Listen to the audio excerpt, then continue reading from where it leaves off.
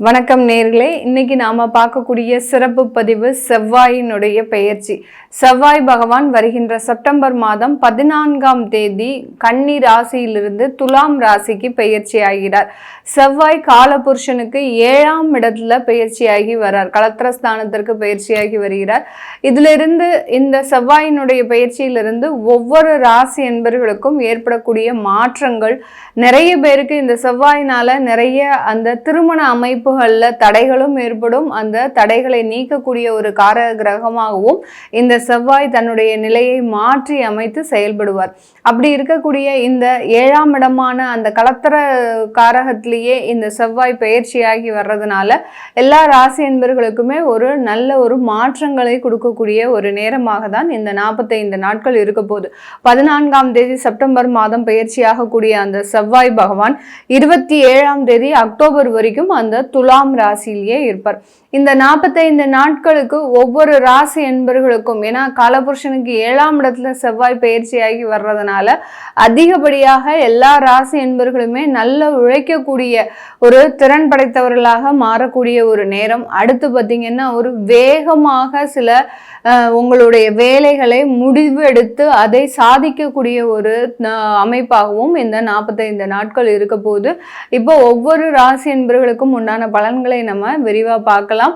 இந்த சேனலை முதன்முறையாக பார்க்குறீங்க அப்படின்னா சப்ஸ்கிரைப் பண்ணிக்கோங்க. பெல் பட்டனில் ஆல் ஆப்ஷன் சூஸ் பண்ணிங்கன்னா உங்களுக்கு இந்த ஜோதிட ரீதியான தகவல்கள், ஒவ்வொரு கிரகங்களின் பயிற்சிகள், ஏன்னா செவ்வாய் பயிற்சி ஆகும்போது உங்களுக்கு என்ன மாதிரியாக இருக்கும், இதில் உங்களுக்கு இடையிலேயே பார்த்தீங்கன்னா மாத பலன்கள் எந்த மாதிரியாக இருக்கும், இப்படி அந்த கிரகங்களினுடைய கோச்சார நகர்வுகளை நம்ம அடிக்கடி ப்ரிடிக்ட் பண்ணி சொல்லும்போது உங்களுடைய லைஃப்பில் என்னென்ன மாற்றங்கள்லாம் வந்துட்டுருக்கு அப்படின்றத நீங்கள் கீழே கமெண்ட் பாக்ஸில் பதிவு பண்ணலாம். உங்களுடைய இந்த சேனலை சப்ஸ்கிரைப் பண்ணிக்கோங்க. கும்பராசி என்பர்களுக்கு செவ்வாய் பகவான் 9ஆம் இடத்துல பயிற்சியாகி வர்றார். இது நாள் வரைக்கும் 8ஆம் இடத்துல இருந்தார். நிறைய வில்லங்க பிரச்சனைகள்லாம் கொடுக்கக்கூடிய ஒரு காரக கிரகம் தான் இந்த செவ்வாய்.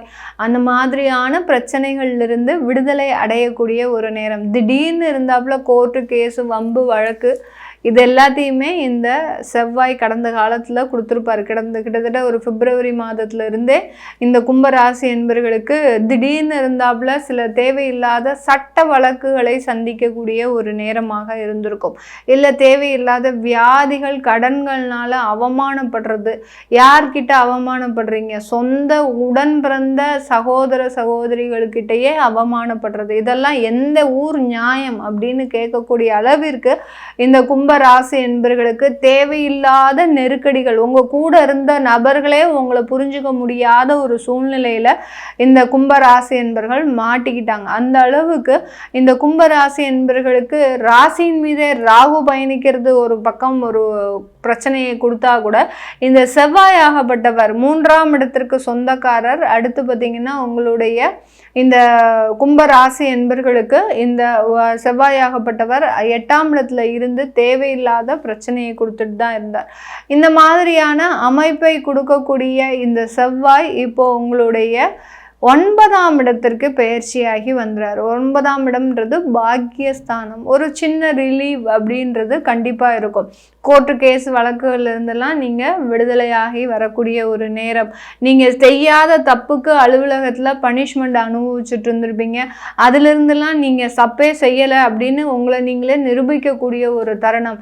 யாருப்பா நீங்கள்லாம், எங்கேருந்து தான் வரீங்க அப்படின்னு சொல்லக்கூடிய அளவிற்கு அந்த கிரகங்கள் கிட்டத்தட்ட ஒரு 3 மாதத்துல உங்களுடைய வாழ்க்கையவே புரட்டி போட்டிருக்கும். அந்த அளவுக்கு சில எதிர்பாராத அசம்பாவிதங்களை கொடுத்த இந்த கும்பராசி என்பர்களுக்கு இந்த 45 நாட்கள் ஒரு நிவர்த்தியை கொடுக்கக்கூடிய ஒரு தருணம் தான். ஏன்னா இந்த கும்பராசி என்பர்கள் காலபுருஷனுக்கு 11ஆம் இடம். எப்போதுமே ஒரு மகிழ்ச்சியான லைஃப்பை நம்மளுக்கு லைஃப்ல எப்போதுமே இருக்கணும், எப்போதுமே முன்னோர்களின் ஆசிர்வாதம் இருக்கணும், குலதெய்வத்தினுடைய ஆசிர்வாதம் இருக்கணும்னு இந்த மாதிரியான ரொம்ப சென்டிமெண்ட் சென்டிமெண்டலாக யோசிக்கக்கூடியவர்கள் இந்த கும்பராசி என்பர்கள். இப்படிப்பட்ட இந்த ராசி என்பர்களுக்கு அந்த ராகு பகவான் உள்ள வந்து இல்லாத ஆட்டம்லாம் ஆடிட்டு இருக்கிறாரு. கூட இருக்கிறவங்களே உங்களை குளிபறிக்கக்கூடிய அளவிற்கு தேவையில்லாத பிரச்சனைகளை சந்தித்து கொண்டிருக்கின்ற இந்த கும்பராசி என்பர்களுக்கு காணாத குறையா அந்த செவ்வாயும் சேர்ந்து கடந்த காலத்துல தேவையில்லாத ஒரு வழக்குகள், அவமானங்கள், தேவையில்லாத ஒரு நஷ்டங்கள், தொழில் ரீதியான பார்த்தீங்கன்னா இந்த இடத்துல நம்மளுக்கு நல்ல காசு வந்துடும் அப்படின்னு நினச்சி நீங்கள் போட்டிருப்பீங்க. கடைசி பார்த்தா அதில் ஏமாற்றம். நிறைய பேர் ஷேர் மார்க்கெட்டில் போட்டு அதில் ஏமாற்றம். அடுத்து பார்த்தீங்கன்னா அதில் உள்வாங்கிக்கிட்டே இருக்கும். சில பேர் ஆன்லைன் மோசடியில் நீங்கள் போய் ஏமாந்தது. இது எல்லாத்தையுமே இந்த செவ்வாய் 8ஆம் இடத்துலேருந்து உங்களை ஒரு வழி பண்ணிட்டார். இதில் இருந்தெல்லாம் நீங்கள் நிவர்த்தி பெறக்கூடிய ஒரு நேரம். இதெல்லாம் நிவர்த்தி அடையிறது ஒரு பக்கம் இருந்தாலும் உங்களுக்கு போன பணம் மீட்டெடுக்க முடியுமா அப்படின்ற ஒரு கேள்வி இருக்கும்.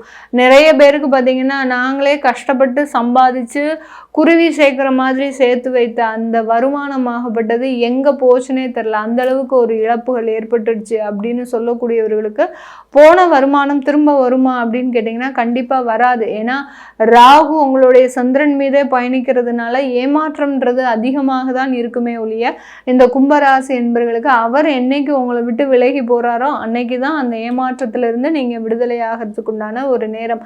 இழப்புகள் ஒரு பக்கம் இருந்தாலும் அந்த ஒரு நல்ல ஒரு மாற்றங்களை இப்போ அந்த செவ்வாய் பகவான் உங்களுக்கு கொடுக்கறதுக்கு உண்டான ஒரு தருணமாக இருக்கும். பிரிந்த குடும்பங்கள் மீண்டும் சேர்வதற்கு உண்டான ஒரு நேரமாக தான் இந்த கும்பராசி என்பவர்களுக்கு இருக்கும்.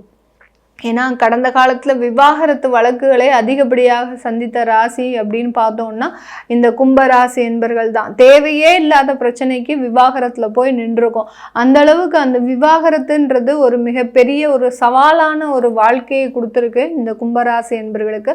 இந்த காலகட்டம் அந்த குடும்ப உறவுகள்லேருந்து சில நிவர்த்திகள் கடையிறதுக்கும், அடுத்து பார்த்திங்கன்னா திருமண ஏற்பாடுகளில் நிறைய முயற்சி செய்யும் போதே நிறைய ரிஜெக்ஷன் வந்துக்கிட்டே இருக்கும்.